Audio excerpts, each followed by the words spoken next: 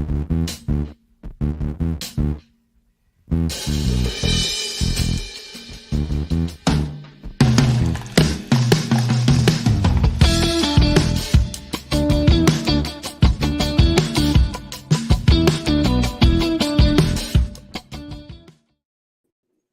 evening, good morning, good afternoon, wherever you are in the world. Welcome back to a new episode of Social Convos. I'm your host, Diego, together with my co host, Jean-Luc. Jean-Luc, welcome back. Welcome back, Diego. How's everything going? Good. Almost fully recovered. I still got some slime in my throat, but that shouldn't deter us for having a fun conversation. Okay, glad to hear it. But before we start with the fun conversation, thank you again, as always, for tuning in to Social Confoes. As you might know, we're active on YouTube, where you can actually watch the episodes of Social Confoes live and with video. So if you go to youtube.com/conf at confoes, which is CONFEFOES, that is youtube.com/ at confoes, you'll be able to see all episodes from Social Confoes live on Tuesday at 9 p.m. Surinamese time, which is roughly translated Eastern midnight. Is that correct? Uh, like, we're Sorry, 1 hour, Eastern. depending, Eastern is 8 p.m. or 7 p.m. and depending on daylight Universal savings. time, yeah, Universal time or Greenwich Mean Time, we're actually always around midnight. So that should take care of the first part. But you should also check us out on Instagram at Confos, or check us out on Substack at confos.substack.com. And without further Yeah, ado, we'll dive definitely into today's subscribe to that episode. newsletter. Yeah. So it's that time of the year again. Yeah, it's social media month as we call it, which is, yeah, June is social media month. So I decided to go through some of the awesome digital reports that I think is being made by We Are Social and Meltwater. So a shout out to We Are Social and Meltwater. And basically, they bring out a social media report for all the countries in the world every year, and they've done so as well again. And I'm briefly going now, briefly for the next hour, we're going to touch upon the things that they put into the report, which I used to do as well. But since they have done it, I don't feel the need to do the same kind of report every year as they're doing it every year in January. And I So do have you some did additional this. data which they're not able to provide because it's local data. But I used to do this before they started doing this globally. Yes. Yeah. So what I'd say, if you look at the reports that they are publishing and what you used to do, like what's different, what's better, what would you like to see in such a report that you kind of decided, Well, not worth the time and effort anymore, because it's already being done by on a global scale. And one of the things that obviously lacks from here where we are local Suriname is data usually. But since this is social media and Facebook is one of the most social media used here, how does that yeah. play into the reports? Oh, into the report, what I love about their reports is it's very broad. It's just not just the Facebook data. They try to get as much data in there as possible. Um, there are a couple of footnotes which I will get into, but I think for me the main reason why I stopped doing it, they have the resources. So I'm not sure if the 24 report is by Simon Kemp as well, but Simon Kemp has been doing the Suriname report for I think quite some time, and it's very elaborate. It's very informative. The only thing is they don't use sources that I haven't used. So all the sources that they are using are openly available sources on the internet, to a certain extent. Of course, there's of course also data that they've kind of custom made so they can go a little bit more in depth. But in general, this is all available online. So they do a great job of bringing all the data together. And I recognize all the websites where they pull the data from. So when I go into their footnotes from the report, I'm like, oh, they took it from there. That's also the source that I get my data from. And that, of course, leaves a little bit room for interpretation, because sometimes you have three different sources that's slightly different. Um, but in general, I think it's their reports are so good that for me, there's no reason to uh, create an additional report just at the end of at the beginning of every year. So I do sometimes still write a blog post about social media in Suriname using similar data to what they have, but also some inside data that they're not able to gather because it's not publicly available on the internet. So I have. Do you have a URL? Because I found the data report from the website, but I'm not sure if I got the right one. So I'm just I'll verifying the source. quickly Yeah. Yeah, I quickly in our private chat, I'm going to send you the link to the 2024 report. But basically, if you go to dataportal.com, you can get all the data from the whole world, basically all the Okay, different then I'm on countries. the right one. Data Yeah, report. yeah. Okay. So again, they do a really good job, and I think the only things that are disputable are like certain sources are how they take into account certain things. So I'm gonna give you a couple examples. The first one is I'm not sure if it's in the 2024 report. I have to check, but they also use Alexa's ranking as to show the ranking of the most visited websites in the country.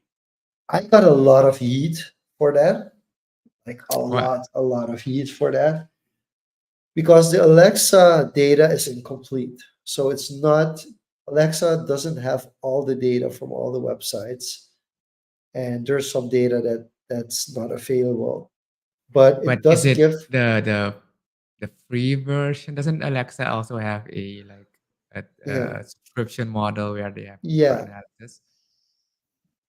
So that makes it a little difficult because you don't want to bias anything, and Alexa data is pretty good, and at least we have some data, like when it comes to website visits, but it's not like fully complete. So there is some discussion there, and I got into arguments with people who were ranked lower on the Alexa database, and they were like saying like, "Hey, what do you want me to do? You want me to show my clients my data? Could you please not do this because you're costing us money actually." So that was one of the things that I took out of my reports. Another thing, in those top 20 websites, we have to be honest, there are a couple of adult websites in there. And not just a couple. I think we've talked about this before. Um, Like the top the 20 is probably a couple. It's not yeah, that, like, probably the biggest adult websites will be in the top 20 visited websites. And like, people should not be like, oh, that's not our case in our country. Trust me, we've run the data in other countries as well. We know that there can be up to five adult websites in the top 50 websites in your country, wherever you are in the world. So please don't play like, yeah, but that would never happen. Well, it does. no, I, And I think it's just how it is. It's yeah, just how the internet evolved, entertainment has evolved. It's something yeah. that's always gonna be popular. I think if you look history through And the media, and what it's did just they more do it? accessible. Yeah, but what did they do? They took it out. So they Okay, just so that's didn't want to the have the X websites on yeah, that yeah. most visited list in your country. They Like decided to I'm take it out of the curious report. though, Yeah. from what you remember, like how big was the disparity on average if you look at the adult side versus the regular websites and social sites? If you look at top 20, was it a big disparity, or do you say like, okay, they come close? No, like they're not in the top five. Like it's not like they're a top five. Like the top five would often be just YouTube, Google, Facebook, kind of like. What was interesting is I think Star News, which is a local news website, and Duarte Online both always rank pretty high. Um, but there's also some bias in that, why they ranked high. But I mean, those are very popular news websites, so it's weird. Weird. What's also interesting in the top 20 websites would be banking websites, like for logging in for online banking, Hmm. but also some betting sites like Suribet, which is our local kind of like betting, like Unibet kind of company. They're also ranked pretty high. But also like banking in online banking for logos is also pretty high on the list. So it was I'm kind of actually a surprised mixture by of that things. one. Yeah, I'm Yeah, actually no, no, surprised no. It's by the banking really, one.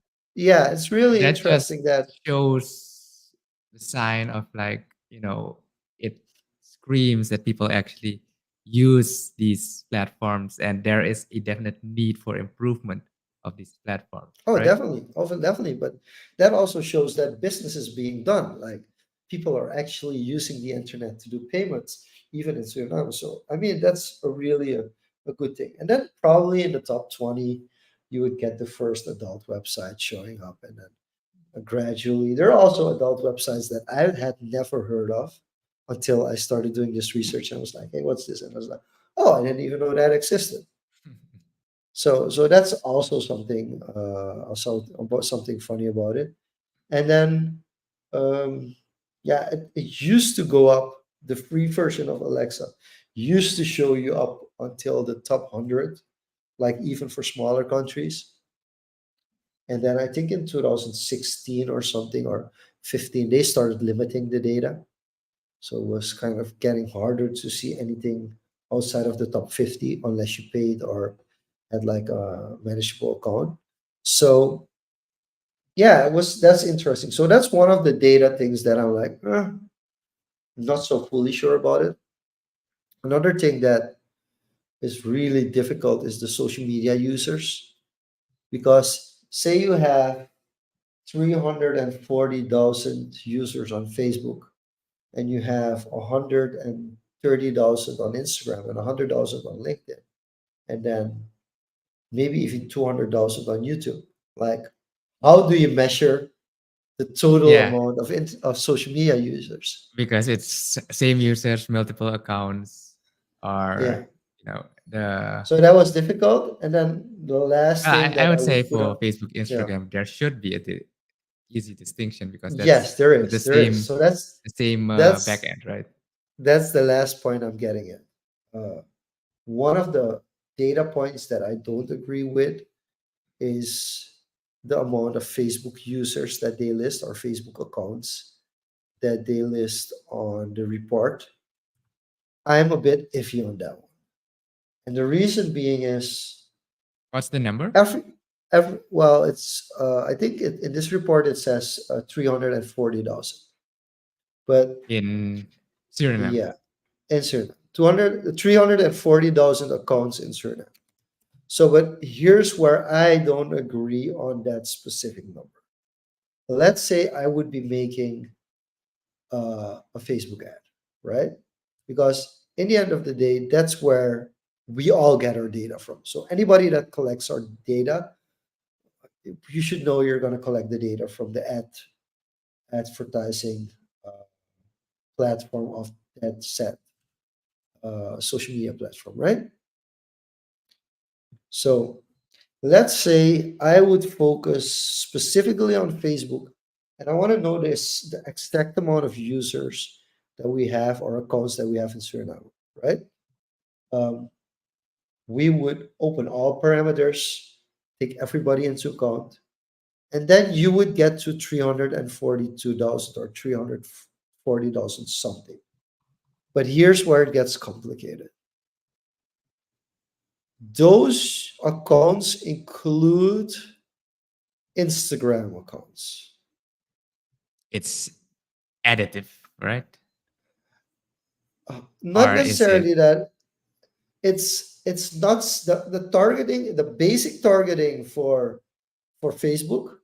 If you're like, hey, I want to target for Facebook, you'll notice that um, you'll notice that for the basic advertising, it's automatic placement. So I would manually have to change the automatic placement to Facebook only to see whether it would work.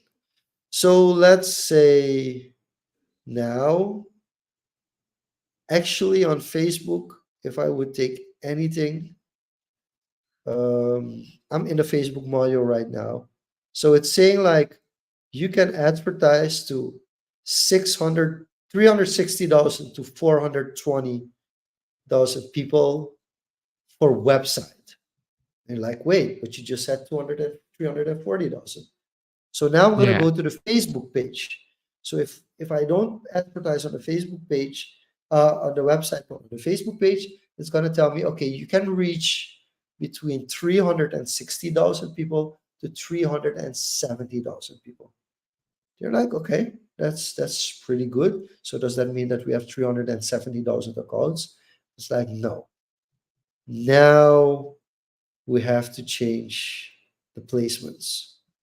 But does that also take into account, I'm thinking out loud here, Yeah. like visitors or people nearby that kind of get tagged by the geolocation? So if you're talking about tourists, the islands or neighboring countries, so you kind of get spillover of data. Yes. And that's where it gets interesting. Um, you have to manually, and they're changing these things so often, but there is placement for Facebook, there's placement for Instagram, there's placement for audience network, and there's placement for Messenger.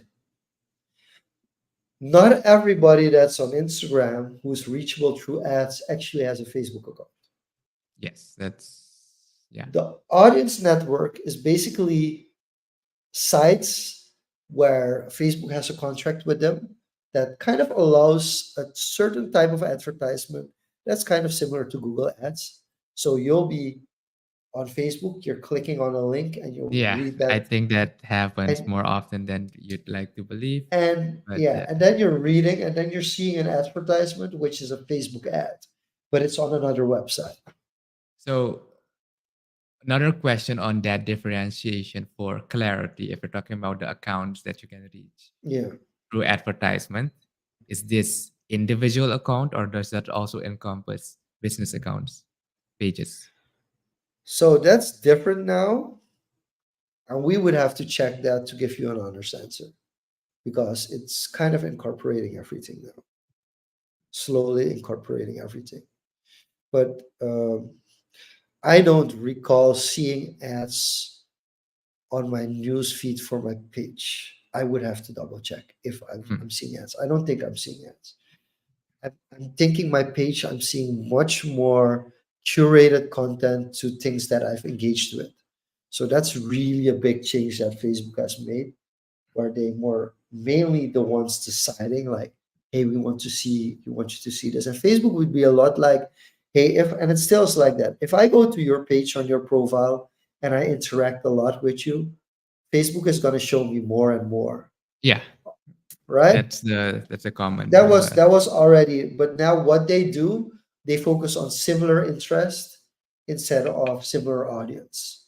So that's a really interesting change that they made, and it makes it a little bit more like the algorithm of TikTok, for instance. So they're also fighting, and I don't know if that's only for pages or that's also for profiles. I don't know that So because what I'm I'm rarely on my concluding, Facebook profile yeah. anymore. So Yeah. what I'm concluding based on these changes and based on the data and what you've observed, if you want to browse Facebook ad free or with minimal ads, create a page and then browse through the page. Well, it's one approach, but you could also do it with your profile. It's all about curation in the end, right? Like you curate your newsfeed. That's the beauty of That's the thing I kind of hate now with the algorithm. It's it. not necessarily curating because I barely spend a lot of time on Facebook. If I scroll, I just see what's new and the common things, the people you follow, the interests you have, those pop up. But then what often happens is you're busy on other sites, and this is where the data comes in from, the other sites. Ah, And I watch a bunch of shows, and then you start seeing suggestions of spoilers or screenshots, and then I just wanna, I just close the account, and I'm out of Facebook for that day. so this is the biggest strength, but also weakness for Facebook, which is using data, outside data, to improve the algorithm, but actually making it worse sometimes. So I think that's one of the issues that they have to deal with, that they take outside data and they try really hard to keep you engaged, because that's Facebook, what Facebook is all about. Stay as long as on a platform as possible. That's all that matters. Nothing else matters for them. But at least we can say for a fact $316. That's probably the lowest amount of accounts that can be listed for Facebook and Suriname. So that's still at S- least twice as big as any other platform. That's measurable. We're Yeah, not taking into account WhatsApp and YouTube. yeah, because that's the same ecosystem. So if you compare this data to previous years, let's say last year, and has there been any significant dynamic change with other platforms like LinkedIn and TikTok and X? This is where it becomes complicated. I'm gonna quickly search TikTok because um, the digital uh, see, it's also by Simon Camp this year. So the digital report on Suriname doesn't have any TikTok data. You're right. I can't find it. It doesn't have any TikTok data for the simple reason that TikTok hasn't opened up ads for Suriname yet, which means there's no data on Suriname. So would you say the primary source of data through ads? Yes, the ads module allows us to get as much information as possible. And because Facebook ads is so humongously big, we can get all the data we want on Facebook because that's what Facebook thrives on. Mhm. For TikTok, our market is just too small. Like, even if we would get a similar amount of people on TikTok compared to Facebook, which would be more than 300,000 people, which is not even close where we're at, um, then it might be interesting enough for them to experiment a little bit with. I must say, TikTok for creators is allowing some wiggle room for Surinamese creators. So that's something interesting, but it's still at the early ages. And Would, they're would not you even say, considering advertising for yeah, Suriname. would you say the TikTok, the ad issue with TikTok is because we are more aligned with the Western hemisphere and they often have controversies? Because if I'm not mistaken, TikTok is Singapore based, right? Yeah. Yeah, TikTok is Singapore based, and that means the Asian market definitely is their home territory. And there's constant dispute, even though they're not China. I think I saw the interview with the CEO Yeah. Yeah. with Congress, and Yeah. they were, Senator, I'm asking about, Singaporean. yes, Senator, I'm Singaporean. Senator, I'm they were Singaporean. they were kind of directing him. Do you have any relation with the Yeah. CCP? Yeah. That was one of the most awkward interviews I've seen in And I quite think the some guy is time. Canadian as well, right? Or or or he has Canadian. No, his wife is. Yeah, but he's Singaporean. He actually served, I think, even for Singapore. But yeah, so there's also some geopolitics with that, but still, what people often don't understand is that TikTok is already bigger than LinkedIn and Pinterest, and also even bigger than X, like Twitter. So that's something that they don't understand, and that's why this geopolitical battle between China and the U.S. and within that Facebook uh, and TikTok is so important is because TikTok says, no, we want to be a global brand. We're not going to be like WeChat. Mhm. WeChat, for instance, has much more capabilities in China itself. It's China governed, also meaning the data also goes to the Chinese government and is taken into account.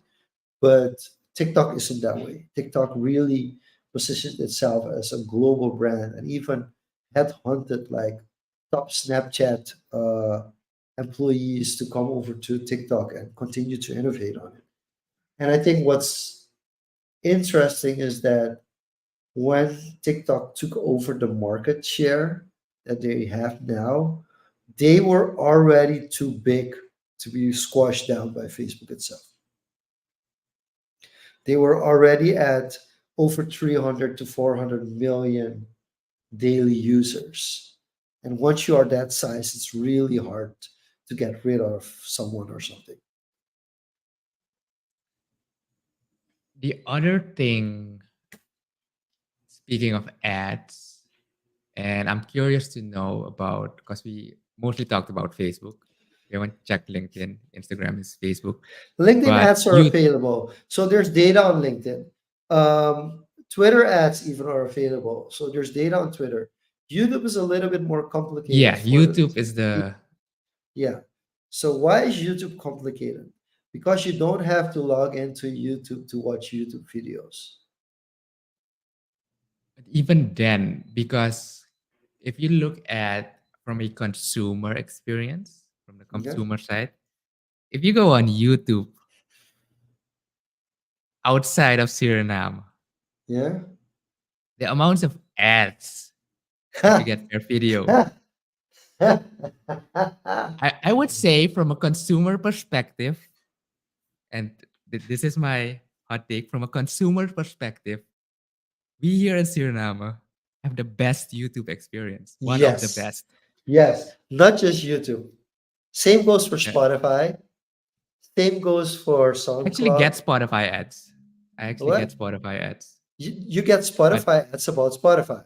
yeah, yeah, You get Spotify ads saying like, "Hey, are you tired of listening to ads?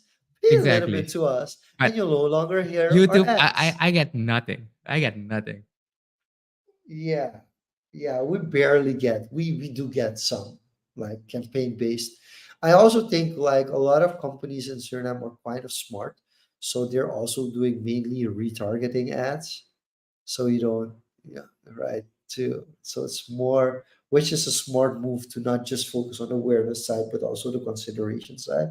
So I think that actually is a smart move, but it's still very limited. But I mean, SoundCloud and Spotify, Is those SoundCloud are even the, still a thing? yeah, SoundCloud. If you want underground music, like I, Spotify is mainstream. yeah, Like, hey, I like that song. Where's it from? Okay, let me get it on Spotify. Let me get it on my playlist.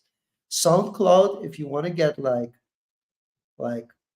the underground scene and like artists that are really good but haven't popped yet because they don't have certain aspects included in their the way that they produce or they sing or the songs come out. But if you want to have like really good music that nobody knows, but it's good music and it's probably better than a mainstream artist, but it just isn't that famous. And you like, I like talent, so for me, it's an easy go to okay. open up SoundCloud. It's very niche. Yeah, but It's if you niche down. not necessarily, but on SoundCloud, like Spotify has a pretty damn good monetization aspect to it. I mean, you get paid for streams in a certain sense for with Spotify, which is SoundCloud. You don't get that. Like you get recognition on SoundCloud, but the big artists don't release their songs on SoundCloud because they don't earn from it, or it's difficult to monetize.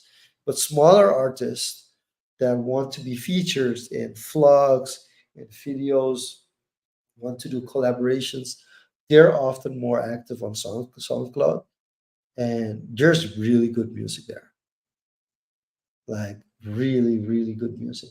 But if I'm in Suriname and I go on SoundCloud, I have zero ads, like zero. I don't get any ads. I don't even get a, hey, you should get SoundCloud Premium or something like that, and you don't hear those. No, if I go on SoundCloud here, I can listen a complete ad-free hour of music. If I put it on in the Netherlands when I'm on vacation, oh my God. After every song, there's an ad. Yeah, And and sometimes two. that's the business model, right? That's how they make money, because you pay for the convenience of not having to listen to those ads. Whereas aside from the population, it doesn't make sense. We've talked about this at length. I think Wadamaya also mentioned this about YouTube. It doesn't make sense to, target certain regions for views, because the click they get, it's maybe 2 cents, whereas if it's in a Western or European country, it's about $2. Yeah. So it does, the disparity in the views and the money income that you can generate, it's But you yeah, have to doesn't make know the financial game, sense. Diego. You have Yeah. to know the game. Everybody knows that if you have a financial channel, those ads are more expensive. So the ads that are being run on finance channels No, often I'm not pay talking out about way finance more. channels. No, I'm but I'm talking just about giving you an monetization idea in that, general. Yeah. yeah, that I'm just giving you an idea of monetization that is not specific for our country that it's that way. It's just like how much demand is there to run ads on your YouTube channel? That's also going to decide like what's the price point going to be for ads on your channel. And the bigger you grow, the more competition there is, so the harder it will be. And then, of course, you also get like, are you complying to standard rules and are you family friendly enough? And I have to check who it was, but a YouTuber that my daughter now watches now and then, I think it's Colin Ski. I interviewed him once. I think it was 2018, and he was already big at the time. I think he was already close to 1 million subscribers. I'm not sure if he was already there, but he was at least close to. Now he has like tens of millions of subscribers. And Kolinsky basically told me like, "Hey, I have a very simple focus on YouTube, and I have to keep it family friendly at all cost." It's like, okay, but why do you have to do it? And he was like, yeah, because he already envisioned that his monetization strategy was like, hey, I want a lot of kids to look at my channel. I want to be a kid friendly channel. He also, the way he talks on his channel is like really towards young, towards children, to like these fun kind of kids channels. And he's now close to, I think he's already over 24 million subscribers on just YouTube alone. And it's his focus in 2018, which is already 6 years ago. He told me like, hey, family friendly content. That's my focus. That's my goal.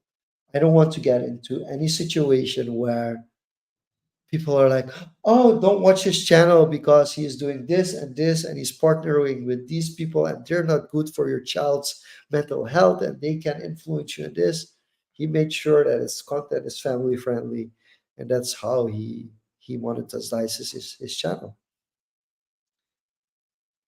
So in that regard, if we're looking at monetization, the age-old question about, everyone comes to you, hey, I want to start something digital.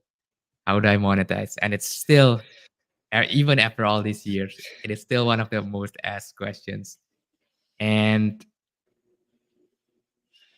do you see that ever being, or what would you say needs to happen for people to ask that question less? I think what needs, I only think people are going to ask it more. I only think people are going to ask it more. Like that question, how can I monetize my YouTube channel, is similar as to how do I get to Hollywood? Mm, Like people have to understand, and this is a comparison that I make a lot. Being a YouTuber in this era is the same as being an actor in the 90s. Everybody wanted to be Leonardo DiCaprio. Everybody wanted to be Denzel Washington. You want to be this famous big screen celebrity. And that's basically for most people. I'm not saying all of them, but for most people, that's what they look at. And then, of course, you have people who transition into both. Will Smith. Will Smith is one of the people that's trying to stay relevant through his social media to stay relevant in the movies as well. Whereas Denzel Washington is like, yeah, man, I'm not doing that social media stuff. I'm just an actor. You hire me because I'm a good actor, not because I have great PR and your movie will sell out. So I think that's a major difference. But if you would put a picture of Denzel Washington to 20 or 15-year-olds and you put up a picture to Will Smith, I mean, Will Smith will be way more popular. Yeah. But if you would ask a 40 or a 45-year-old, like, who is your favorite actor? Yeah, you're probably going to hear more Denzel Washington than Will Smith. So there's this kind of situation there. But what I mean with the comparison between um, being a YouTuber and an actor, it's like there's only really a small percentage that really makes it. That's one. Secondly, the industry is bigger than the person in front of the camera. That's something that people don't realize.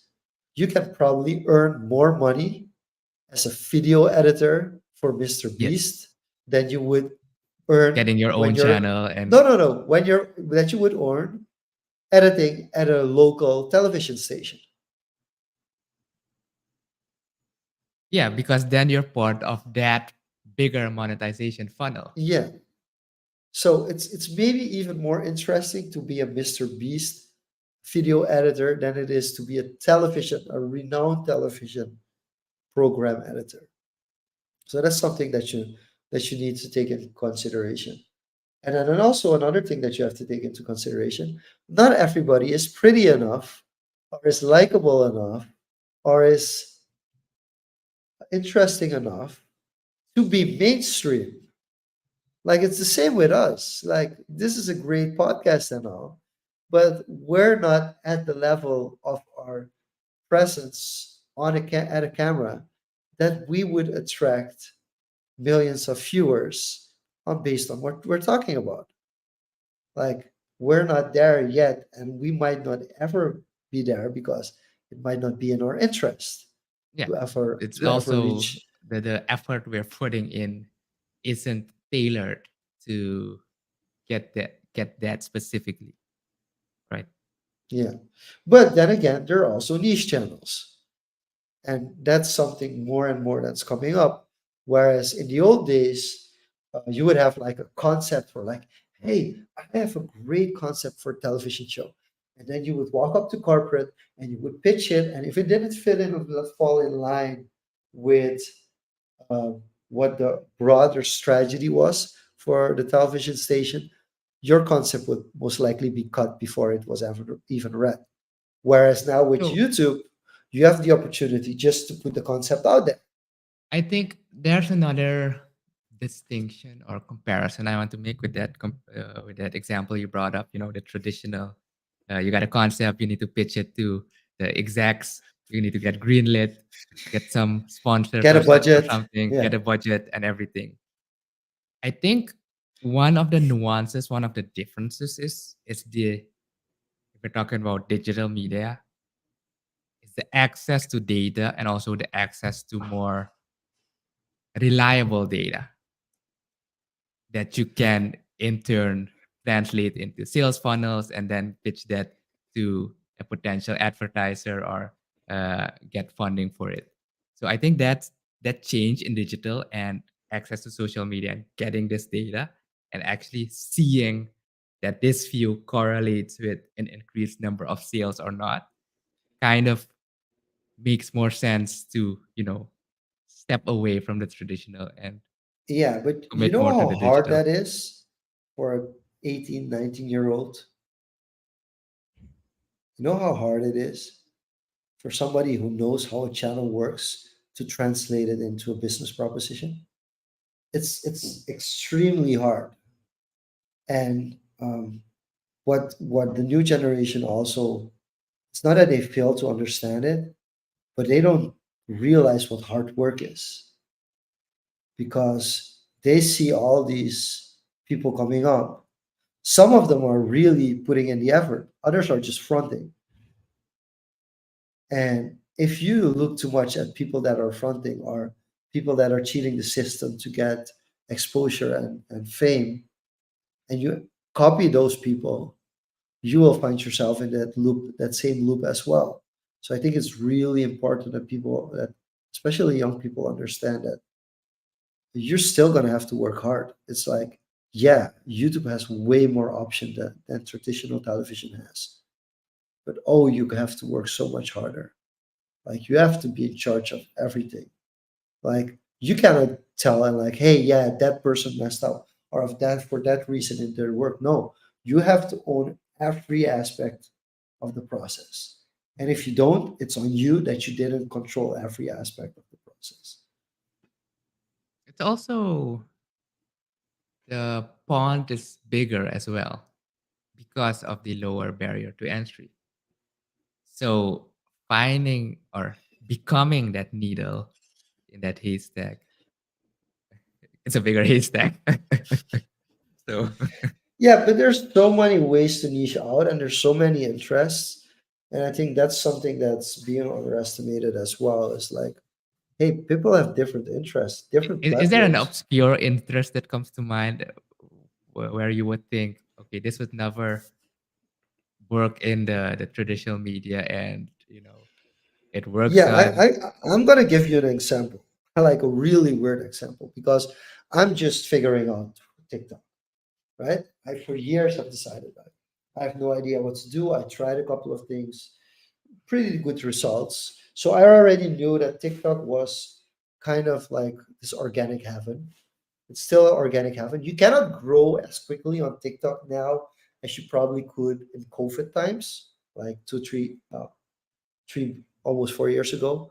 That's really when you would easily blow up because everybody was at home looking at their screen. And like if you would produce a TikTok every day, like it's really hard. It would be really hard between um, 2020 and 2022. It would be really hard if you would post on the daily not to get to 10,000 followers organically Mhm. within a year. Like it really wouldn't be that hard. And um, I recently made an after movie. I was on Sunday. I went to Klevia Park, which is very nearby here, and I kind of shot like this vloggy style, but still music, no voiceover kind of vloggy style movie of Klevia Park. Now on Facebook, that video scored really well. Mhm. And people were like, yeah, we want to go there. Well, great. People wanted to know about pricing, everything. So on Facebook, it scored really well. On TikTok, on the contrary, it underperformed. I think it's around 1,000 views, whereas on Facebook, it's way over 10,000, right? All organically, by the way, because I'm experimenting now with organic reach. And I wasn't upset, but I was like, hey, I put effort into this video. I took at least 50 shots. I curated the best 30 out of those 50. I, even though it was a simple cat cut edit, I still had to put effort in. It was busy for at least a good 45 minutes to get the video edited, find the right music, and distribute it on the channels. The video after is a video of one of my colleagues during a photo shoot that we had for a company, basically asking, did you poop today? Right? And let me guess, that performed well on TikTok. On TikTok, I didn't post the poop video anywhere else. On TikTok, that poop video is now tenfold, almost tenfold of the vlog where I actually put effort when it comes to views.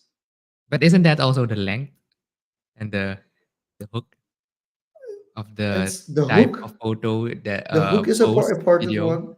The hook that is kind of definitely penalizes the video, or at least the thing you upload? no, because no, because basically one thing that you should take into account is that TikTok actually wants long form content. Another thing that is really noticeable is that when it comes to engagement, the engagement rate of the vlog kind of video is two times higher than the other video, the poop today Mm. video. But it's just, yeah, the length also definitely has something to do with it. I wouldn't discount that fully, but it's still really like, hey, like I actually didn't put effort into this video. It was like one or two cuts, and my colleague doing just singing basically, singing some complete random But I nonsense. think that that's the And then thing, no, right? People but the enjoy randomness. stupidity. So I think like Misha, you know Misha, right? Misha Robin, Yeah. and she was known from random acts of randomness. She was known for randomness. If she would have lived her late teens, early 20s in the TikTok era, oh my God, she would be huge. Like huge, I, huge, I huge. I I can actually see And that. Yeah. just to check the randomness, after we did the Did You Poop Today video, I just filmed a random shot of Atfat during the Champions League final. So I didn't on Facebook. I uploaded the videos where Real Madrid scored. On TikTok, I didn't. I just uploaded the first video of just people sitting there and Any watching. caption, any one-liner, or just the No, video? the caption was basically Champions League final live at the fun. That was it. That outperformed the vlog video by 15-fold. Did it also? Does that mean it outperformed the poop video as well? It even outperformed the poop video easily. So what does that tell you? This experiment, like, what So conclusion it's a can you different extrapolate from that? it's a different kind of channel. So it's a different kind of channel. I've already accepted it with YouTube, for instance. So at a certain point, just to trial and error, I found out that um, the YouTube worked really well for our sports podcast, the Lucky Day Show. And when I realized that it worked well and it would actually help me with getting the watch hours up that you need as a YouTube channel, you need watch hours as well. And that's also an interesting thing because when a show is like an hour or 3 hours long, you only need 100 views to get 100 hours of watch time. Yeah, Whereas if it's like a really short video, you need more it's views you to. need many more views. Um, and what I also started realizing is that more and more people take YouTube shows and YouTube programming and put it on their smart TV. And if the quality is good enough, they just watch you on television, but they're Mhm. actually watching YouTube. I mean, they're just Chromecasting it or just casting it with their phone. It's that simple. It's really not that hard to do now. So that made me realize, like, okay, my YouTube approach should be different. So at a certain point, I realized, like, hey, Facebook is really for Suriname related stuff. I have to make sure that everything that I post on Facebook has something to do with our country or improving our country or something positive about our country, right? With YouTube, I completely focus on sports. So where I would put old vlogs on YouTube or put other kind of content Mhm. on YouTube, no, it's just a sports channel. It's completely a sports channel. And that's also helping the channel grow much Yeah, faster than I was all doing all these random yeah, things. yeah, yeah, yeah. That definitely makes sense. So it really depends on the channel and how you invest in the channel and what works and how you're gonna make it work. And there's so many other things that I could do probably do better, but I don't make the time for it. So I think that's the only thing that from a feedback perspective to myself is something that I have to own more. All right. So last thing I would bring up before we close off, it's social media month. What's different this month, this year in 2024 for social media Well, what's in store? month? And Yeah, we what's in and store? actually think we're gonna do a follow-up on this one as well, because there's so much data we haven't touched upon yet. But on the 27th of June, this year we're going to celebrate Social Media Day. And usually, Social Media Day is organized on the 30th or celebrated on the 30th. But first of all, the 1st of July is a national holiday here. It's abolition of the slavery. Secondly, there's some big events going on the 30th of June. So we're practically going to get no people if we do it on the 30th. Yeah, and it's gonna be a long weekend. So And thirdly, it's going to be a long weekend. So we also decided to stay away from the Friday yeah, because people will probably leave on Friday and take a long weekend on say Monday. So that's why we ended up with the 27th of June, which is a Thursday, which makes it open up more.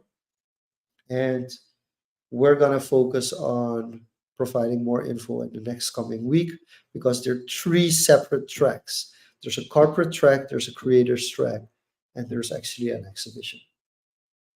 oh, an actual exhibition. Okay. So I think I'm not sure if you remember the very first social media day in 2013, but I do have seen videos of you That's a decade drinking. ago. Yeah, but I have seen videos of you drinking a Diet Coke and with a Mentos in your mouth, if I remember correctly. Yeah, that was, I think, one of the first, That was if not the 17 or first. 18, I think. Yeah, if not the Yes. first social media conference. So what happened is that the social media conference moved from June to October. October. Yeah. And in the beginning of the conference, the social media conference, the first 3 years, we celebrated Social Media Day at the conference with a celebration. I think the first year we played Jewel, the banquet hall. The second we had like Men's Need, like all these board games and games that we would activate. But gradually it kind of moved away and it's gotten more serious where the conference of course is very serious conference, but we do want to still have the celebration aspect in. Yeah, So it's a more that's fun element, right? Like that should be an the open enjoyment. element. It should be accessible for everyone. And that's basically the idea behind it, to have that Well, component as well. And I think the biggest change is that we have a corporate event and we have a creators event. all right. Looking Yeah. forward to that. That's June 27th. So we'll share that again. Try to push this in the newsletter. Maybe cheat the order a bit. Uh, but yeah, I think that's a good place to end it. Definitely check out the social media month. Uh, at least for the people that enjoy social Oh, media if you still. search social media Suriname on Google, I Yeah, probably think the Facebook page shows up first. Social media Suriname, the Facebook page. it has Uh, good SEO and what's the other one? yeah, Social media. SM, yeah, SMO, Yeah. social media So optimization as well. Yeah, and we'll be right. announcing more information in the coming week. Awesome. With that being said, this was another episode of Social Confoes. To close us off, don't forget to subscribe to our newsletter at confoes.substack.com. That's confoes.substack.com. With that being said, Jean-Luc, This was Social Confoes. Thank you for joining in. It was a pleasure. See you next week, same place, same time. Bye bye.